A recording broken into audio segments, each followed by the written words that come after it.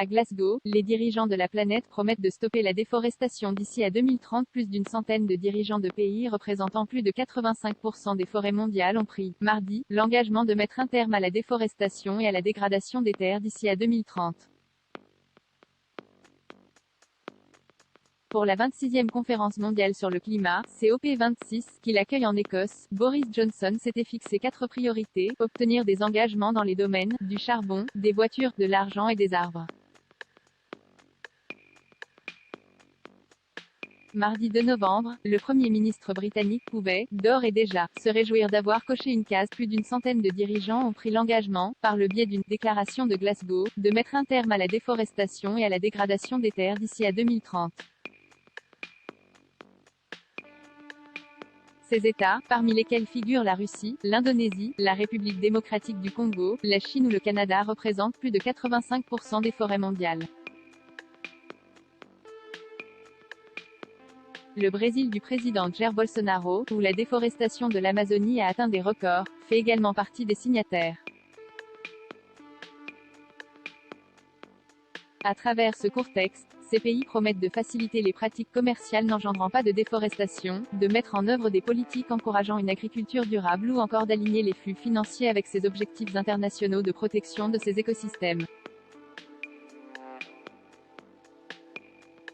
Puits de carbone, on ne peut faire face à la perte dévastatrice d'habitats et d'espèces sans lutter contre le changement climatique, et on ne peut faire face au changement climatique sans protéger notre environnement naturel et respecter les droits des peuples autochtones, a insisté Boris Johnson.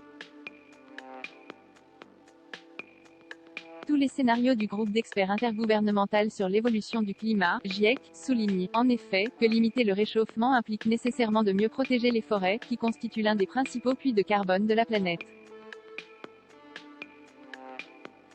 Déjà en 2014, la déclaration de New York, adoptée par une trentaine de pays, autant d'entreprises et plusieurs dizaines d'organisations des peuples autochtones et de la société civile, prévoyait de réduire de moitié le rythme de disparition des forêts naturelles dans le monde d'ici à 2020 et de stopper leur perte d'ici à 2030.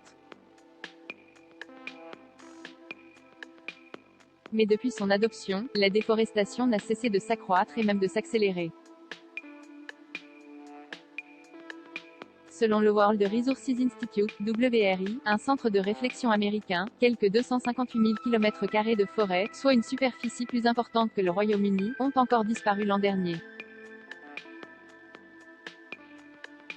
Lire aussi, par rapport à 2014, il y a plus de pays engagés et plus d'argent sur la table, observe toutefois Anna Young, directrice exécutive du programme Durabilité à la Chatham House, un centre de réflexion britannique. En parallèle de la signature de la déclaration de Glasgow, 11 pays, dont la France, et l'Union européenne se sont engagés à mettre sur la table 10,3 milliards d'euros d'ici à 2025 en faveur de la lutte contre la déforestation. À cette somme devrait s'ajouter plus de 6 milliards d'euros d'investissements privés. 54,29%.